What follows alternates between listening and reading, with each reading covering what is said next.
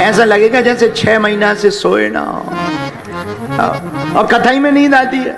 और भैया कथा में ही इतने काम याद आते, फलाने का करना है, ऐसा करना, वैसा करना।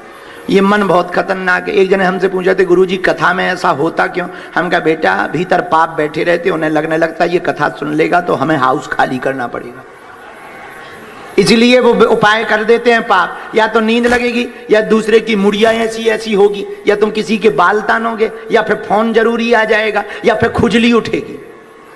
और कथा में ऐसी ऐसी जगह खुजली उठती है, ऐसी ऐसी जगह खुजली उठती है कि दिमाग खराब होता है। अच्छा या फिर यहां नहीं लगेगा तो मन है, मन तो कहा पता लगे तुम बैठे कथा में, दिमाग है चप्पल पे। और तो सब ठीक है, नई ले आए थे चप्पलें, चली ना जाए। ये मन बहुत खराब है। कहा तुम बैठे कथा में हो और कहा पता लगे क्वींस टाउन घूमने चले जाओ। ये मन बहुत खतरनाक है। फिर अच्छा कुछ लोग तो इसलिए कथा में आते हैं, चलो 3 घंटे निकल तो जाएंगे। कुछ लोग पड़ोसन को देख कर आते हैं, चलो भाई आओ। कुछ लोग चलो देख आए, बाबा आया है, कैसा बाबा है। बागेश्वर का बड़ा नाम सुना है, तो देख लेते हैं कैसा बागेश्वर है।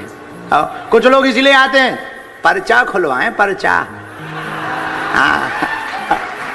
कुछ लोग कहते हैं अरे हमें तो अपनी लुगाई के बारे में पूछना है। माताएं कहती हमें तो अपने हस्बैंड के बारे में जानना है कि ये बाहर जाते कहाँ हैं। कुछ लोग इसलिए आते, कुछ लोग फोटो खिंचाने आते हैं। कथा चाहे जैसी हो पर फोटो बढ़िया आ जाए। और हमने देखा है जब भी कैमरा सामने जाता है तो पहले तो वो ऐसे बैठे रहते हैं जैसे घर से पिट के आए हो। जहां कैमरा सामने था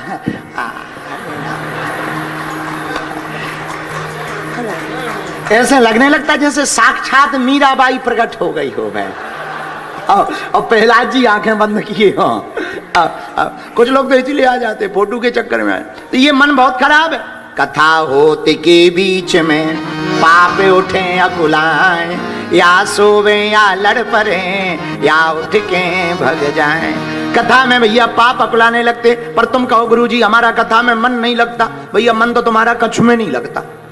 घर में पहुंच जाओ तो घर में मन नहीं लगता, और घर के बाहर आ जाओ तो बाहर मन नहीं लगता। अब हम जब तक घर में रहते थे हमें लगता था चलो अब भारत में तो बहुत कथा हो गई, विदेश चलो। अब जब से विदेश आए तो लग रहा है फिर से देश चलो। मन है, ये मन बहुत खराब है, किसी का नहीं लगता, कहीं नहीं लगता। क्यों? क्योंकि मन वहीं लगेगा जहां लगना चाहिए। मन तो माधव में ही लगेगा, माया में तो मन विचलित ही रहेगा, माधव के चरणों में मन स्थिर होगा। ये मन बड़ा चंचल है, इसकी बहुत विचित्र बुद्धि है। तो कथा में भी खुजली उठेगी, कथा में भी उपद्रव आएंगे। महाराज तो क्या कथा फायदा नहीं करेगी? अरे भाई ट्रेन में तुम बैठते हो तो क्या कभी तुमसे, अच्छा प्लेन में कौन कौन बैठा? हवाई जहाज में सब बैठे होंगे। अभी हाथ नीचे कर लो। प्लेन में बैठे कभी पायलट आया तुम्हारे पास कि तुम्हारा मन लग रहा हो तो हम टेक ऑफ करें? आया? बोलिए बोलिए। कभी पायलट आया कि भाई साहब या क्रू मेंबर है सर योर मन। अब अंग्रेजी अपनी बहुत ऊंचे लेवल की है, भगवान की बहुत कृपा है, बहुत हम पे कृपा है। हम अंग्रेजी नहीं बोल पाते, अंग्रेजी हिंदी नहीं बोल पाते, काउंटर जवाब है दोनों तरफ से। हाँ तो कभी क्रू मेंबर आया कि भाई साहब आपका मन लग रहा है तो हम टेक ऑफ करवाएं? आया? बोलो। मन लगे या ना लगे टाइम के हिसाब से हवाई जहाज उड़ेगी ही उड़ेगी और मंजिल तक पहुंचाएगी ही पहुंचाएगी जहां तक का टिकट लिया है। वैसे ही कथा में बैठ जाओ, मन लगे या ना लगे ये कथा तुम्हें परमात्मा के दर पर पहुंचाएगी ही पहुंचाएगी। अब जैसे ये लड़के बैठे, ये लड़के ही है, इनका नाम ही है लड़के, इसीलिए तो लड़के हैं। और लड़के तो लड़के होते हैं। ये कथा भर के चक्कर में थोड़ी आए, कुछ बाबा के चक्कर में आए, कुछ फोटो के चक्कर में आए, कुछ हिंदू राष्ट्र के चक्कर में आए। हाँ नहीं हम जानते हैं तुम्हें, हम पहचान गए हैं। हम पहचान गए लड़कों, तो जैसे ही हम घुसे थे हमने तो तुरंत तुम पे नजर पड़ गई थी, हम समझ गए थे ये अपनी हवेली वाले हैं। लेकिन भैया कथा में मन लगे या ना लगे पर ये मंजिल तक पहुंचाएगी। क्यों? क्योंकि कथा का काम देखो। दूसरी बात, बारिश होती है, बारिश कभी बादल ये नहीं देखते कि हम गरीब की झोपड़ी पे गिर रहे हैं या अमीर की छत पे, वो तो बरसते हैं। हाँ या ना? बोलो बोलो, हाँ या ना? अच्छा ऐसे समझो, एक पिता के दो पुत्र हैं, एक प्रणाम करता है और दूसरा गाली बके बाप को, तो क्या पिता ये कहेगा कि तू मर जा? पहले वाले को आशीर्वाद देगा, दूसरे को मरने का आशीर्वाद देगा क्या? है? चाहे गाली बको चाहे प्रणाम करो, पिता दोनों को आशीर्वाद देता है। वैसे ही वो परम पिता है। तुम्हारा मन लगे या ना लगे, तुम गुड़ी रहो या अवगुड़ी रहो, बस आकर के बैठ भर जाओ, वो दोनों को ही आशीर्वाद देता है। बोलो सीताराम, जोर से बोलो और जोर से बोलो। तो तन खराब हो तो साबुन लगाओ, मन खराब हो तो सत्संग में आओ। सत्संग में आओगे तो क्या मिलेगा? संत मिलेंगे। संत मिलेंगे तो क्या होगा? हनुमंत मिलेंगे। हनुमंत मिलेंगे तो क्या होगा? राम दुआरे तुम रखवारे, राम दुआरे तुम रखवारे, और होते आया क्या बिनु पैसारे, होते नया क्या बिन पैसारे। श्री राम जय राम। राम जी हमारे घर आएंगे। अब राम जी आए और चारों की कुटियों के सामने खड़े हो गए। महात्मा बोले आप आ गए हो, ये चारों कुटियां हैं, हम जलाहारी हैं, ये पयाहारी हैं, ये फलाहारी हैं, ये वो पवनाहारी हैं, जिसमें चाहो उसमें प्रवेश करो। राम जी बोले एक बात बताओ, सबरी कहां रहती? महात्मा बोले गजब हो गई, हम इतनी तपस्या कर रहे हैं, आप सबरी का पता पूछ रहे? जाओ, तुम तो भगवान हो, तुम्हें तो पता चल ही जाएगा, जाओ चाहे जहां चले जाओ, हम नहीं बताएंगे। राम जी ने समझाया, भैया एक बात बोले प्रियजनों, लोगों को लगता होगा राम जी कई के कारण बन गए, हमें लगता है सबरी के कारण बन गए, वरना सबरी का भरोसा टूट जाता। और मतंग मुनि ने कहा था राम आएंगे, सबरी के जीवन में राम आए। मेरे पागलो, गुरु कह दे, कोई सच्चा साधु कह दे तो भगवान को आना ही पड़ता है। इसीलिए तो आज की बात हमने कहा ना, जब हमने कहा कि चौथा कारण है कि हमारे पास जो गुरु प्रसाद है वो हम आपको बांटना चाहते हैं।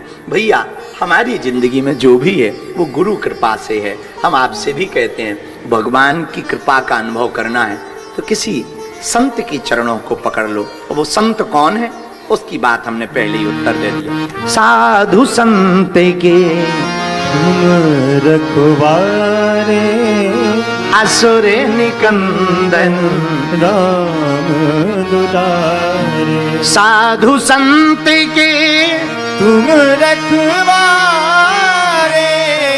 असुर निकंदन राम दुलारे। श्री राम जय राम, जय जय राम, बोलो श्री राम जय राम जय। अच्छा एक बात और है, गुरुजी मिलेंगे तो गुरुजी डांट लगाएंगे। हाँ, माता पिता की डांट और गुरु की लात, जिसने खा ली उसका बेड़ा पार हो गया। और एक बात और, पागलो कान खोल के सुन लो, दो चीजें हैं, एक आलोचक एक आईना, दोनों जरूरी। एक आलोचक एक आईना, दोनों जीवन में जरूरी है। आईने में देखोगे तो वो तुम्हें बताएगा कि तुम्हारा तन कहां खराब है, आलोचक के पास खड़े होगे तो वो बताएगा तुम्हारा मन कहां खराब है। आईना तन के बारे में बताता है, आलोचक तुम्हारे अंदर के बारे में बताता है। और बुरा ना मानना, हमारे हनुमान जी भी बाहर के एक्सरे नहीं करते, अंदर का। आहा, रावण के सामने हनुमान जी खड़े हो गए। रावण बोले ए बंदर, तुझे पता नहीं? हनुमान जी बोले बोलो 10 कंदर। रावण बोला वाह, तुम्हें पता नहीं? हमारे सामने बड़े बड़े देवता हाथ जोड़े खड़े रहते हैं। हनुमान जी बोले ये सब उल्लू हैं। बोले क्यों? बोले इन्हें पता नहीं है, हमें पता है तुम्हारे बारे में। बोले क्या पता है? रावण बोला जितने लोग आते हैं सब हमारी तारीफ करते हैं। हनुमान जी बोले सब कैमरामैन है इसीलिए तारीफ करते हैं, हम एक्सरे मशीन है, भीतर का जानते हैं, मामला गड़बड़ है। और कैमरा तो झूठ बोलता ही बोलता है। कैमरा की तो अब कैमरा पे क्या भरोसा करना, आजकल तो फिल्टर का जमाना है। बोलो श्री राम जय जय राम। एक हमने न्यूज पढ़ी थी, अब सही गलत भगवान जाने। न्यूज में लिखा था फेसबुक का प्यार प्रेमी आया 7 समंदर पार, जब जैसे ही आया घर पर तो बुढ़ी को देख करके हो गया बीमार।